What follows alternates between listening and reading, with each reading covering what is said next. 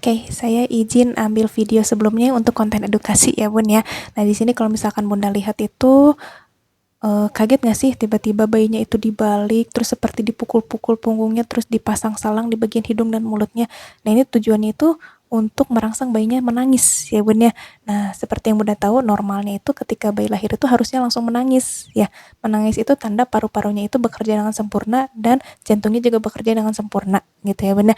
Kalau misalkan tidak menangis, nah itu tindakan awal yang harus dilakukan oleh tenaga kesehatan baik dokter maupun bidan ya Bun ya. Jadi bukan penyiksaan di sini tuh tapi untuk menyelamatkan, salah satu usaha untuk menyelamatkan si dede bayi gitu ya Bun ya. Tapi jangan kaget, memang sih responnya itu kelihatan seperti kayak disiksa bayinya gitu ya Bun, karena kita berpacu dengan waktu gitu. Hanya punya waktu sekitar 2-3 menit gitu. Kalau misalkan tidak, harus segera dirujuk ke fasilitas kesehatan yang lebih tinggi atau ke rumah sakit gitu ya Bun ya.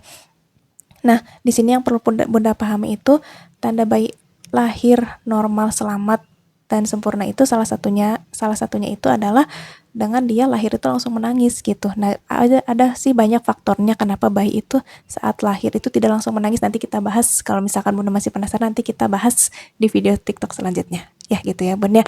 Nah, jadi kalau misalkan tidak menangis, nah itu yang tindakan yang harus dilakukan gitu.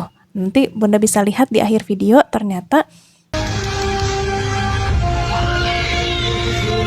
Still alive. Thanks Almighty God.